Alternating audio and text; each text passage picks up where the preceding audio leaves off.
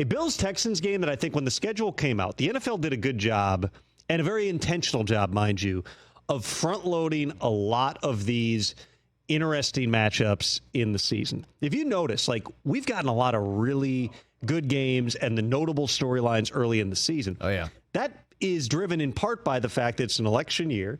You want to have those marquee matchups up front because history suggests that in the early portions of the season, people might be turning over to a debate. They might be turning to watch political coverage and other things. The TV ratings would indicate that that has been successful, that they have been very successful in terms of being able to push those games up front.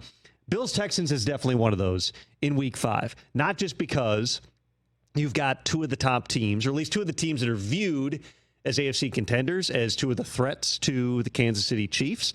Bills coming off of a not great performance in Week 4 against the Ravens. Texans bounced back last week after a not great performance that I was at in Week 3 in Minnesota, where they look disjointed on both sides of the ball. Sometimes there's those games, you run into a buzzsaw, it all gets away from you. That was one of those types of games. But this is also notable because this is Stefon Diggs going up against the Bills.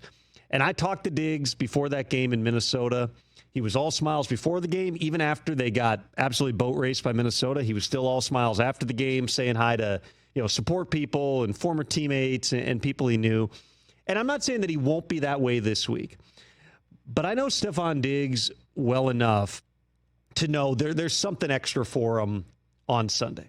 He's not even, let's be fair, he's not even the top threat, the number one guy that teams are fearing on his own receiving core right now. That's Nico Collins. Yeah, how weird is that, too? Is there a quieter superstar in the NFL than Nico Collins? I couldn't tell you. I've never heard his voice. Yeah, no idea what he sounds like. I talked to him on the phone before the Week 3 game against Minnesota. Very nice, unassuming, smart dude. Could have been anyone. You don't know what he sounds like. That's actually a great point. I was speaking to Pico Collins, his stunt double, who gave me a bunch of quotes that I may or may not have used. But with Nico Collins, we had Jalen Petrie on the Insiders yesterday, and he made the point, he's like, sometimes like those long strides are deceiving. He's actually faster than you think. There might be something to that where you don't think of Nico Collins as a burner, but you watch him play, and he can make things happen all over the field. Diggs, while still a really good player, he's still a difference maker on a team, but realistically, he's probably a 2 at this stage in his career, and certainly on his own team. But Diggs practices so hard. He puts so much into it. I would anticipate this is a week where Stefon Diggs wants to come out and absolutely have a vintage Stefon Diggs game. And I would anticipate if the Texans coaching staff, which is really smart, led by DeMeco Ryans and Bobby Slowick, they're going to find ways to make sure that Diggs is involved in this game. I go back to 2010 when that was the season, as you remember well, Brockman, that the Patriots traded Randy Moss to the Vikings. That trade happened right about now. Get your 84 jerseys out. It was, get your 84 jerseys out. I was at that press conference. That was the highlight of the Randy Moss return. Yeah, he was terrible. And then ended up going to the Titans later that year, right? He did end up, yes. After he got released by the Vikings, he ended up on the Titans. But so they traded him. It was late September, early October. It was right about this time of year. He has that press conference. First game was a Monday night game against the Jets, in which that was when there was a bunch of stuff coming out about Brett Favre and various photos that he may or may not have sent to a Jets employee. That was a big tabloid story that week. It was the game was delayed because it was the same week. Lightning delayed the game for a long period of time. The very first play was a Randy Moss end around, and he threw it to Favre, except Favre wasn't an eligible receiver on the play, and it got called back. This whole thing was teetering. So we get to, I think it was week 8. It was a Vikings-Patriots game, and they go, so this is Moss going back like 24 days or so after he got traded. And you can correct me, Brockman, if I'm wrong on any of the timeline here. So they go back. It was week 8, yes. Week 8. I'm at that game in Foxborough. And it's, listen, this is Randy going back. He had been telling the coaching staff all week, hey, this is what Belichick's going to do to me. Here's how we can get around it. So Belichick, knowing that he can create a ticking time bomb on the Vikings sideline, even though this is not the Randy Moss of 2007 at this point, this is a Randy Moss who wanted a new contract. He publicly said that early in the season. Bill said, thank you very much. We're going to move you to Minnesota, which only traded for him because they lost Sidney Rice in training camp that year. Right. So It's Moss going back. This is obviously a big deal because he respects Bill so much. He wants to show out. Bill puts a safety over the top of him the entire game. And when I say a safety over the top, I'm not talking just like strict cover 2. I'm talking about the corner is here and the safety is here. And they are doubling him every snap. And sure enough, I want to say he had like 1 or 2 catches in that game. He had 1 catch for 8 yards. 1 catch for 8 yards in that game. And sure enough, Randy's losing it on the sideline.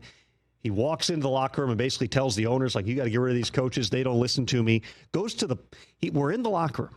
Okay. We're all gathered around. Do you know that that's what Randy told the coaching staff that Bill was going to do? He told the coaches during the week, like, this is like how I think they're going to approach me. Here's some ways we can get around it. We're going to get me the football. But Bill doubled him the entire game. Wasn't concerned about anybody else on the field. So we're all gathered around Randy's locker. Randy would normally, if he was going to talk, which wasn't always a given, he would talk at his locker after the game.